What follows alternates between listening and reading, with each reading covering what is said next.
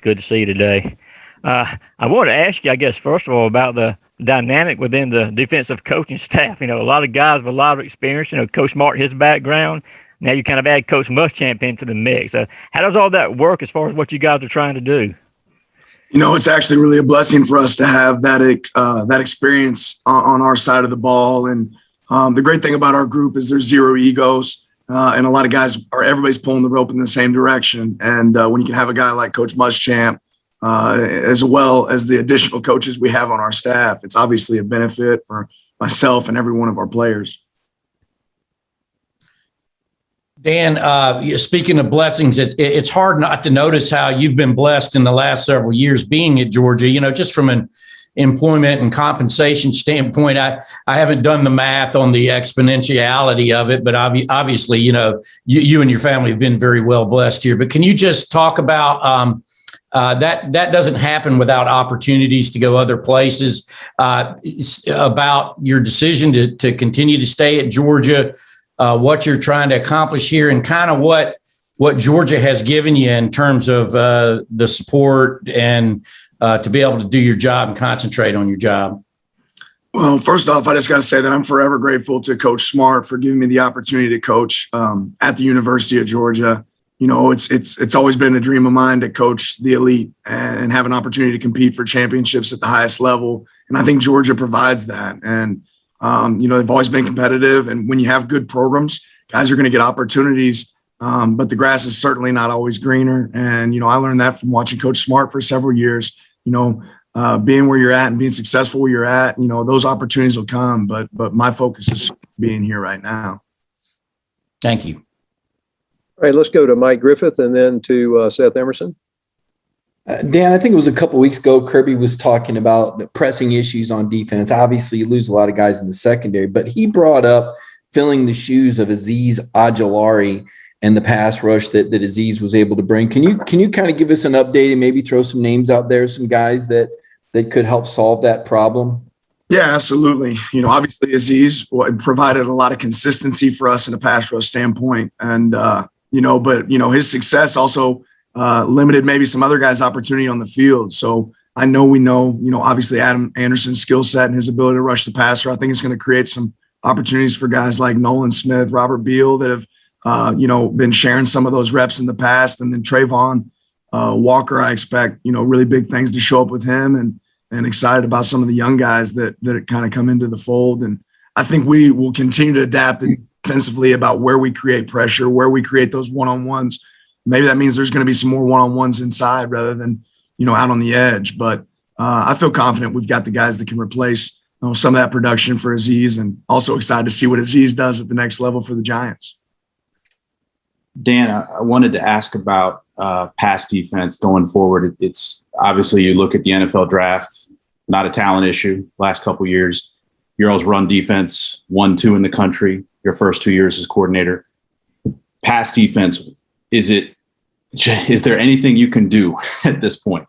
Have you spent the greater part of the last offseason trying to figure this out? And obviously you don't want to tell Clemson whether you've concocted a magic formula, but where are you in trying to figure out how to navigate this?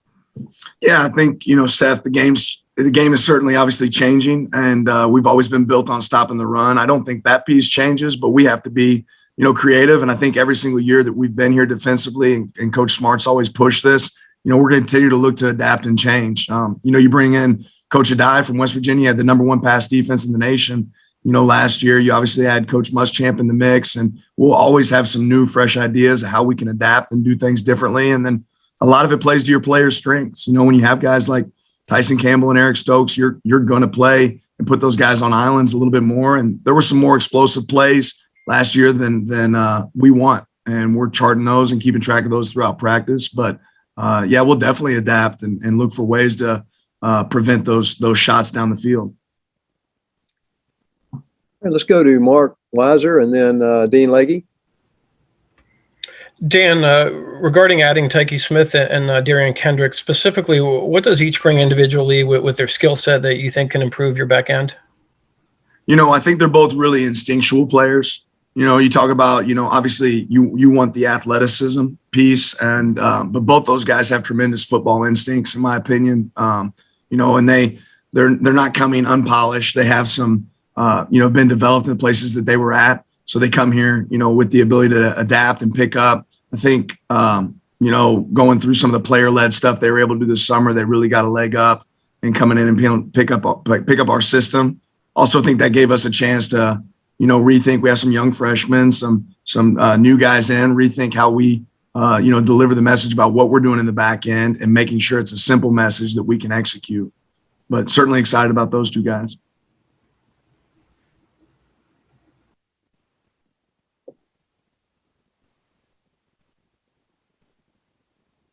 We've got Dean Legge.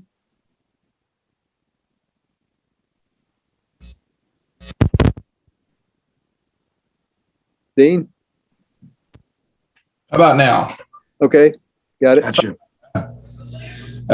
Dan, I wanted to take you back to the day that your wife was diagnosed. I wanted to ask you how tough, well, I know how tough it was, but what did you immediately think when you heard that news?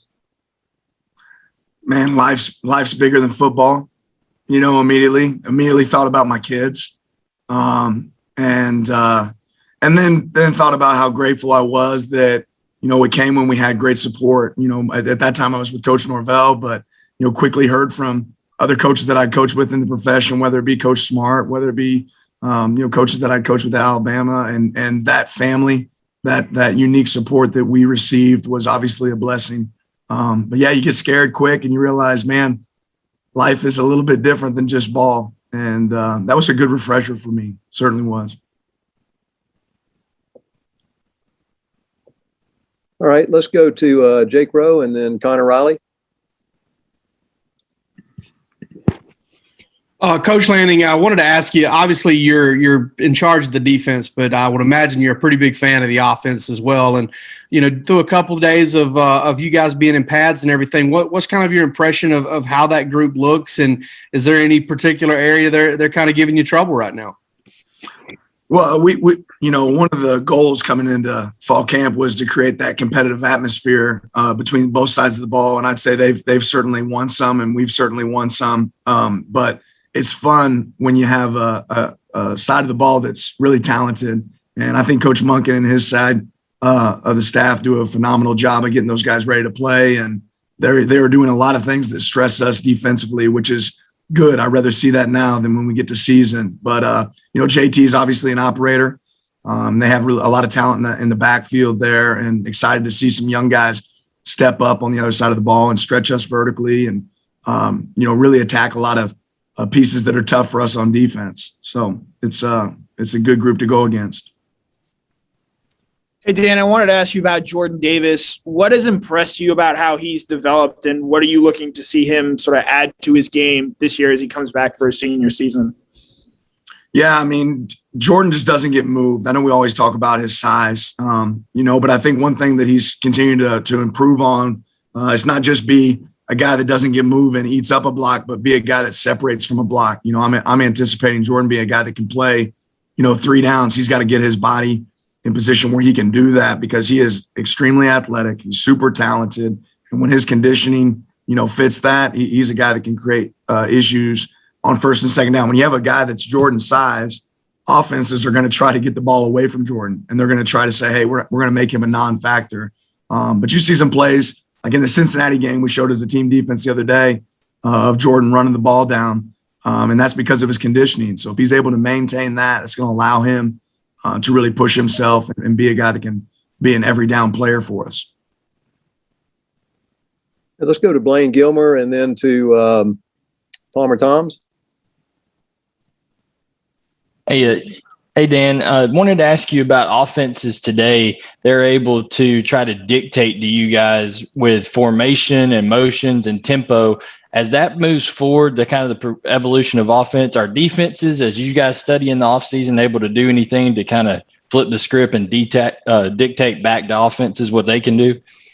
I think so, Blaine. It's a good question. I think one of the biggest things that Coach Smart's been able to do is, we adapt the way that we've practiced. Before, in coaching, you'd run a practice play. All the coaches would come back to the huddle. They'd coach the guy on what technique they did wrong. And then you go out there and set up the next play, line up and run it. Now with fastball, tempo offenses, coach creates those periods within practice, and it makes our guys communicate fast. And a lot of times you're going to be coaching it off of film, but it makes them react, go faster. So I think, always defensive football is trying to recreate what's going to happen in a game in practice. And I think coach has done a good job of simulating those situations. Thank you. Yeah, kind of going back to the idea of what's giving you trouble from the offense so far, the duo of Eric and Darnell, what's it like defending against them, and how do they, put pressure on your defense? Yeah, all those tight ends and wideouts that we have been are obviously create a lot of issues. We got a lot of big bodies that can go down and catch the ball in space. I think the biggest thing is they make contested catches and they run really, really well. For Darnell Went being a guy that was over 270 and able to move like he moves, it's pretty impressive with a big catch radius. So even when you're playing tight coverage, that might not be enough. So that's something we're battling every day, and it's good for us to get to go against those guys in practice. All right, let's go to Vance Levy and then Davis Baker. Hey, Coach Lanning, you probably don't know this, but backers of Georgia football have been waiting for the depth at the defensive line for decades. Beyond the obvious of, shuttling in fresh bodies, what else does that give you as a coordinator that the layman fan or person wouldn't know about? Well, I think when you're talking about defense, defense is the ultimate team sport. And the more guys you're able to, involve in that process, when you have a lot of guys that can play at a high level, the more buy-in there is on your side of the ball. And I think we have really great leaders. We've challenged our players to make this a player-led team. And the more players that are involved, the more it becomes a player-led team. And we've always said, if you're good enough, you're old enough. Doesn't matter how old you are, but if you play at the right level, with the right intensity, the right competitive toughness, you execute your assignment, then we're going to figure out a way to get you on the field. And I think that's been a benefit. Certainly will be a benefit this year. Hey, Coach, just looking forward to Clemson. What makes DJ Uiagalelei so unique at quarterback, and what challenges will he, give your defense? Ultimately, obviously, DJ's got great size, and that's something that sticks out to you. It's when you put a body on him, it's going to take, you're going to have to be great at wrapping up and finishing to truly tackle. I think he stands big in the pocket, and he creates some issues with his athleticism, his ability to run, and he's a guy that's always falling forward when he does, but he has a strong arm. He can push the ball down the field.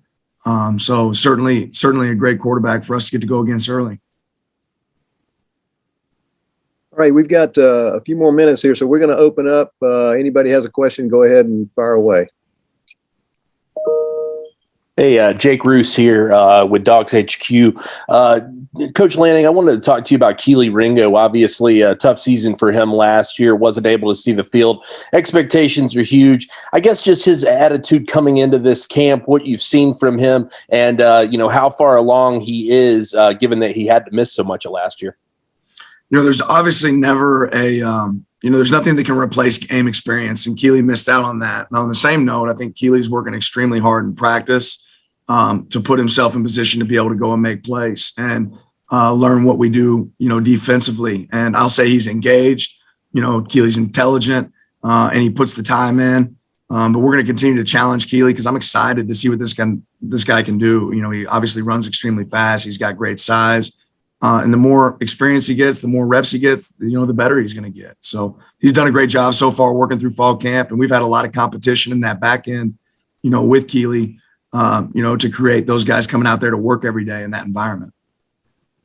Can you confirm, Coach, specifically that Tyke's fitting in at that star position as most of us predicted? And you mentioned, I know Breeny and Amir and all those guys aren't just going to get out of the way here, just to touch on the competition aspect of playing time for those guys. Well, as you know, Chad, we haven't had a scrimmage yet. But yes, I will tell you that Tyke's working at star as well as other positions, because for a long time in our defense, we've always trained guys at multiple positions. And, part of the piece of that is to make sure that you have your best 11 on the field.